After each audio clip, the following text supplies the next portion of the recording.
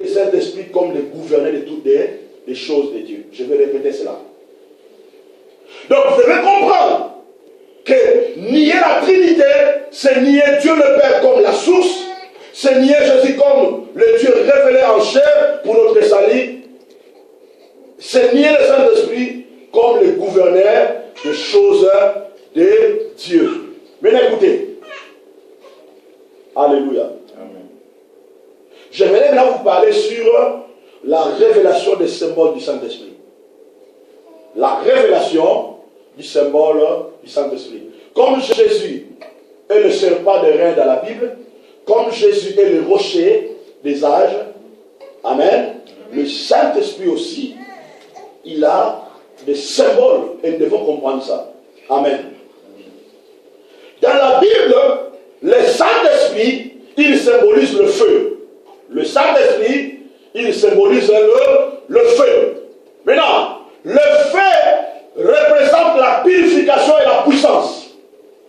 Le feu représente la purification et la puissance. Matthieu chapitre 3, verset 11. Je lis dans le nom de Jésus. Moi, je vous baptise d'eau pour vous amener à la repentance. Mais celui qui vient après moi est plus puissant que moi. Ici, c'est Jean-Baptiste qui parle. Et Jean-Baptiste, il touche une dimension le plus puissante. Il dit, celui qui vient après moi est plus puissant que moi. Alléluia. Je ne suis pas digne de porter ses souliers. Cela veut dire, je ne suis pas digne de porter sa responsabilité. Alléluia. Parce que celui-là, il est Dieu. Lui, il vous baptisera du Saint-Esprit et de feu. Écoutez. Alléluia. Jean-Baptiste dit, celui qui vient après moi, il vous baptisera de quoi? Du Saint-Esprit et de feu. Écoutez, je vous donne un détail très important. Un détail très important. Vous allez voir, quand vous lisez le livre de Jean, Jésus, après la résurrection, il a fait quoi? Il a soufflé sur les disciples, il leur a dit, recevez le Saint-Esprit. Vous serez d'accord avec moi que quand les disciples, ils avaient cru en Jésus, ils avaient reçu le Saint-Esprit. Bien aimé, c'est très important de comprendre ça.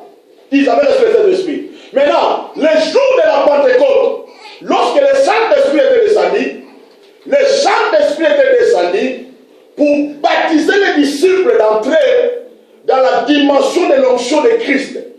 Ils puissent entrer dans la dimension du service. Alléluia. Pour entrer maintenant dans le service et commencer à opérer dans la dimension de qui? De Christ. C'est très important de comprendre ça. C'est pour cela, lorsqu'on est baptisé du Saint-Esprit, on reçoit l'onction du service. L'onction pour servir le Seigneur dans une autre dimension. Alléluia. Amen. Donc, le feu représente la purification. C'est pour ça que vous allez voir, les jours où Élie a défait les rebelles, la Bible déclare le feu était descendu. Le feu qui était descendu, c'était le Saint-Esprit. Le feu qui était descendu ce jour-là, c'était le Saint-Esprit. Le feu avait fait quoi? Il avait purifié. Amen. Donc le Saint-Esprit, comme le feu, il nous purifie. Alléluia. Il nous rend saints et il démontre la puissance. Le Saint-Esprit, il représente l'eau. Il symbolise l'eau, pardon. Il symbolise l'eau. Et l'eau représente la source du salut. L'eau représente la source du salut. Jean chapitre 7, verset 38. Celui qui croit en moi, de fleuves d'eau vifs couleront de son sein. Comme dit l'Écriture. Il dit cela de l'Esprit. Il dit quoi? Il dit cela de l'Esprit que devaient recevoir ceux qui croiraient en lui, car l'Esprit n'était pas encore, parce que Jésus n'avait pas encore été glorifié. Donc, l'eau représente l'Esprit comme la source du salut. Le Saint-Esprit, il symbolise le vent. Le vent représente l'ordre. Amen. Amen. Le vent représente l'ordre. Ézéchiel chapitre 37, verset 7. J'ai prophétisé selon l'ordre que j'avais reçu. Comme je prophétisais, et il y a eu un bruit, voici, il se fit un mouvement, les os s'approchèrent les uns des autres. J'ai regardé, voici, il a vu les nerfs et la chair crue et la peau le couvrit par-dessus, mais il n'y avait pas encore en elle l'esprit. Alléluia. Donc, le vent représente l'ordre. Amen. Donc, le Saint-Esprit, quand le Saint-Esprit est là, le Saint-Esprit, il amène l'ordre. Et le Saint-Esprit, il symbolise l'huile. Amen. Amen. Le Saint-Esprit, il symbolise l'huile. L'huile dans la Bible, l'huile représente la guérison et la sécurité. L'huile représente la guérison et la sécurité. Je répète, l'huile représente la guérison et la sécurité. Psaume chapitre 89, verset 20. Psaume 89, verset 20. Je vais lire dans le nom de Jésus. J'ai trouvé David, mon serviteur. Je les ai loin de mon huile sainte. Donc je les ai loin de mon huile sainte, qui est le Saint-Esprit.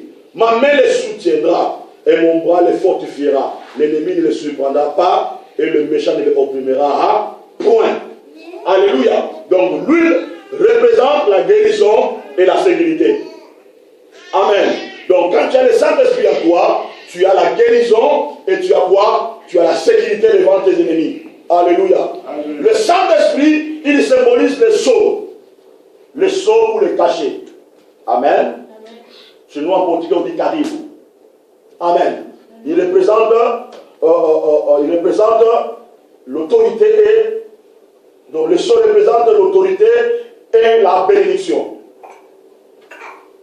Le sceau représente l'autorité et la bénédiction. Ephésiens chapitre 1, verset 13. En lui vous aussi, après avoir entendu la parole de la vérité, l'évangile de votre salut, en lui vous avez cru et vous avez été scellés du Saint-Esprit qui avait été promis. Vous avez été scellés. Cela veut dire il y a un cachet qui a été mis sur vous. Bam! Alléluia. Vous avez reçu l'autorité et la bénédiction. Amen. Le Saint-Esprit, il symbolise la colombe. La colombe. Il symbolise la colombe. La colombe, c'est quoi? C'est le pigeon. Amen. Amen. Alléluia.